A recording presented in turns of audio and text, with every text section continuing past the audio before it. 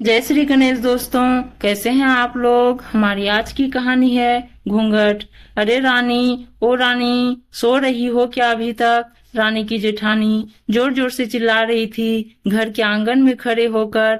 रानी यानी तभी मैं भागती हुई अपने कमरे से निकली और बोली, दीदी आ गई मैं। जेठानी बोली, रानी तुम्हारा नाम रानी है, तुम रानी नहीं हो। मैंने तुम्हें रात में ही समझाया था कि सुबह को जल्दी उठ जाना, तुम्हारी मुंह दिखाई की रस्म है। मैंने बोला कि दीदी रात को नींद ही नहीं आई, जगह नई है और मन में थोड़ा डर था कि सुबह आंख नहीं खुली तो। रजनी दीदी हंसती हुई बोली, रानी मेरी प्यारी देवरानी, जल्दी से घूंघट कर लो, अगर माँ जी आ गई तो हंगामा हो जाएगा। मैंने घूंघट किया ही था तभी माँ जी वहां आ गई और कड़कड़ाती आवाज में बोली, चलो अब क्या यहीं गपशप मारती रहोगी तुम दोनों, हमने चलना शुरू ही किया था। तभी माँ जी ने रजनी दीदी के कंधे पर हाथ रखा और बोली, पता है ना कहाँ से जाना है और कैसे जाना है। माँ जी ने बोला कि जब भी कोई बड़ा तुम्हारे सामने खड़ा हो तो हमेशा घूंघट में रहना और कम से कम अपने बड़ों के सामने आना,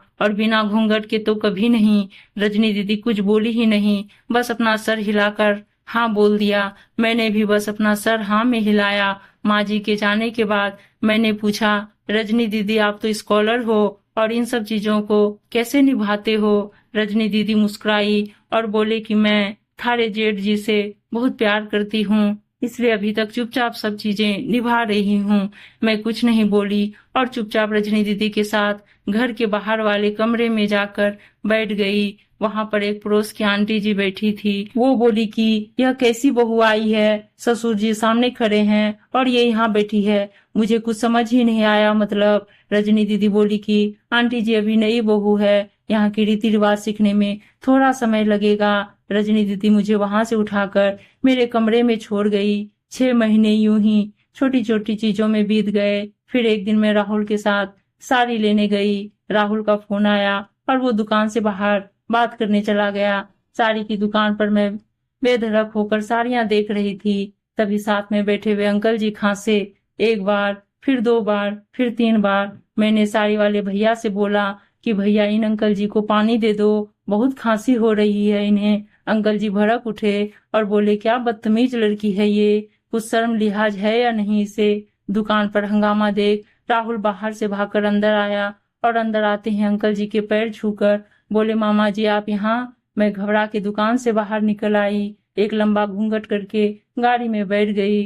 राहुल बाहर आया और गाड़ी में बैठकर गाड़ी बहुत तेज चलाने लगा। मैंने धीमी आवाज में बोला, गाड़ी बहुत तेज चला रहे हो, कहीं एक्सीडेंट ना हो जाए। हम घर पहुंचे ही थे तभी माँ जी जोर जोर से चिल्लाते हुए बाहर आई, देखो आ गई ये रानी साहिबा, खानदान की इज्जत मिट्टी में मिलाकर। तभी रजनी दीदी आई और बोली, माँ जी मेरे शादी को 6 साल हो गए हैं, मैं अभी तक मामा जी को नहीं जानती, ये कैसे जानेगी। माँ जी जोर से चिल्लाई, देखो कैसे चपर चपर जबान चल रही है इस रजनी की। तभी राहुल सबकी बात काटते हुए बोले कि माँ ये दोनों सही बोल रही है, अगर ये हमेशा घूंघट करके रहती है तो ये मामा जी को कैसे पहचानेगी। और माँ आज मामा जी के फोन पर तुमने पूरे घर की शांति को भंग कर दिया है। ये वो ही समाज है जिसने सीता मैया पर भी उंगली उठाई थी। पिताजी और जेठ जी ने भी अपना पक्ष राहुल के साथ ही रखा।